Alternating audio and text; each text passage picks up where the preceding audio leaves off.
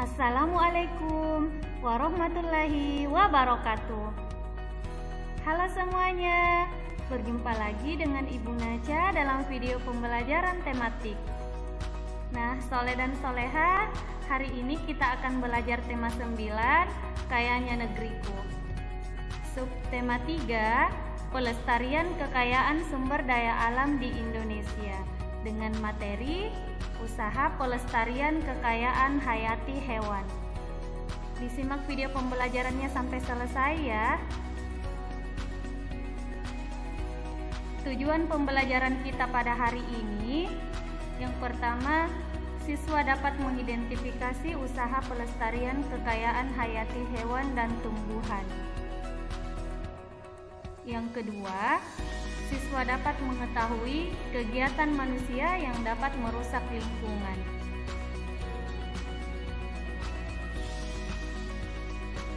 Soleh dan Soleha, sumber daya alam harus dilestarikan agar kehidupan masyarakat Indonesia tetap bisa berjalan baik dan seimbang serta selaras dengan lingkungan.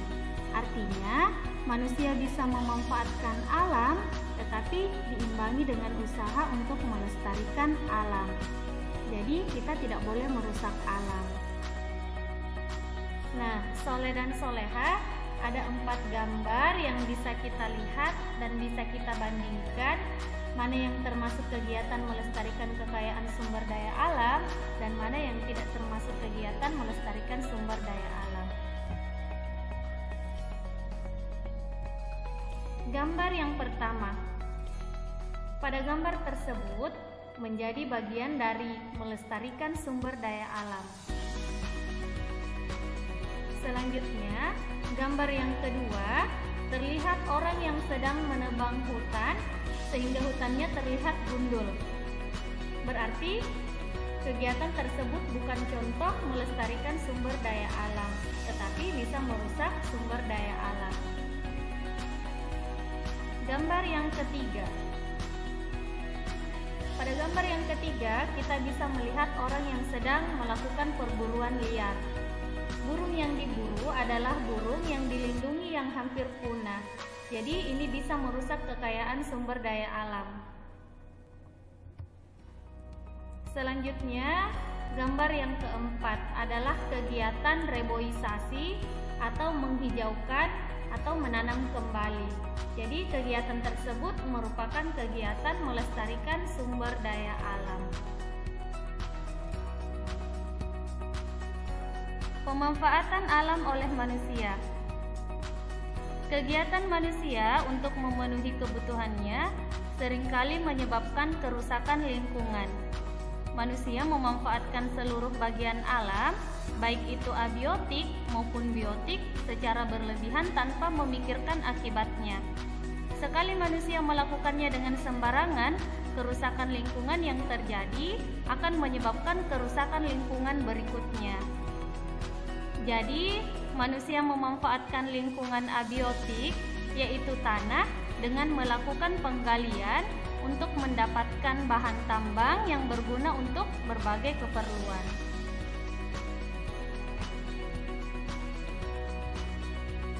Selanjutnya adalah dampak perubahan lingkungan yang disebabkan oleh manusia terhadap keseimbangan ekosistem. Yang pertama adalah penebangan dan pembakaran hutan. Manusia melakukan penebangan dan pembakaran hutan secara liar demi membuka lahan pertanian, pemukiman, serta mengambil kayu dari hutan sebagai bahan dalam membuat perlengkapan rumah tangga. Nah, kegiatan tersebut tentu saja membuat hutan menjadi gundul. Hal semacam ini mempengaruhi daur hidup tumbuhan dan hewan. Jadi beberapa populasi tumbuhan akan berkurang, bahkan punah ya. Dan beberapa hewan yang masih hidup juga akan kehilangan tempat tinggal.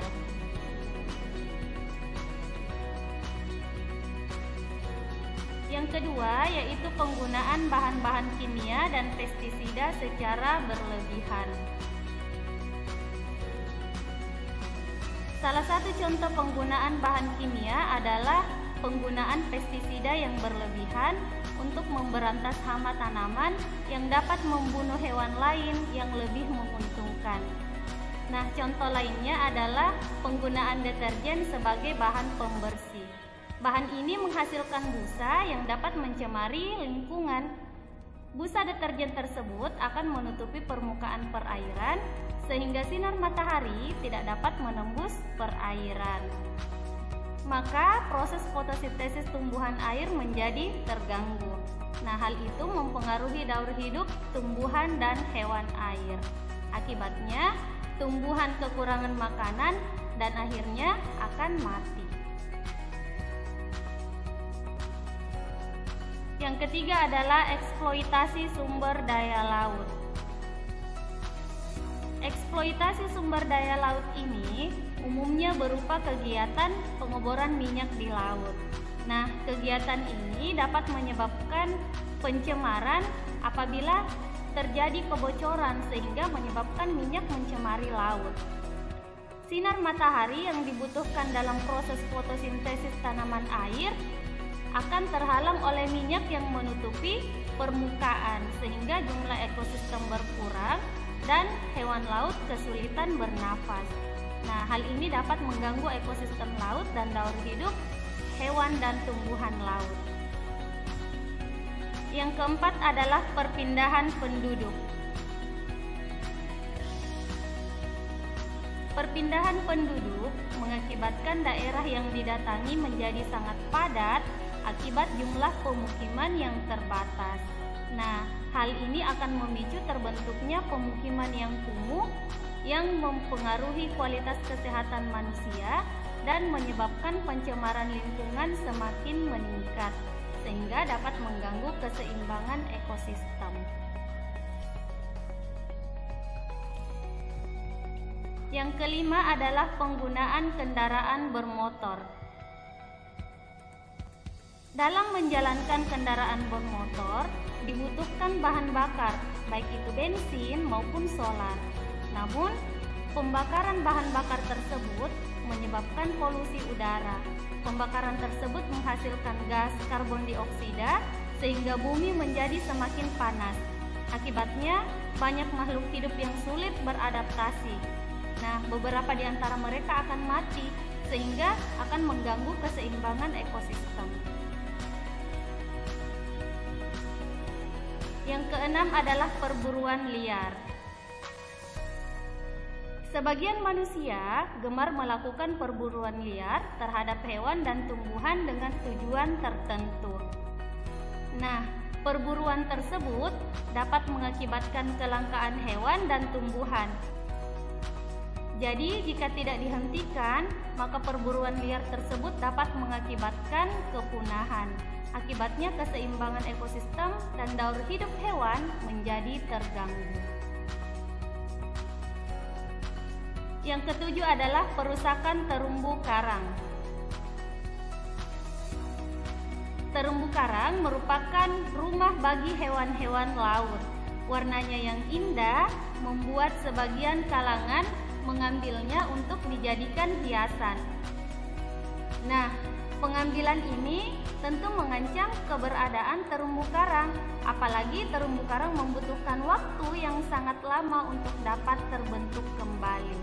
Akibatnya, ikan-ikan kehilangan tempat tinggal, ekosistem laut, dan daur hidup hewan laut pun akan terganggu. Jika dibiarkan, maka lambat laun ikan-ikan tersebut akan punah.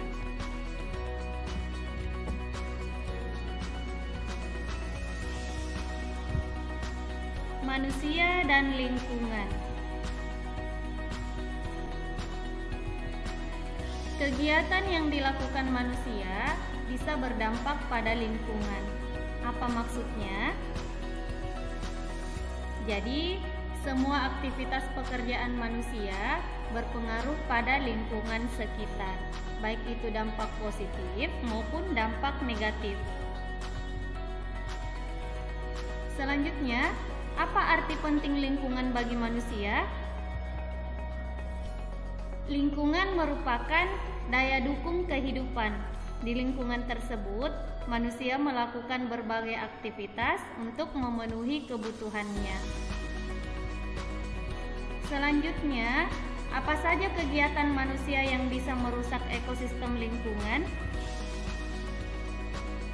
Yaitu penebangan hutan secara liar, perburuan liar, penggunaan pestisida secara berlebihan, dan perusakan terumbu karang.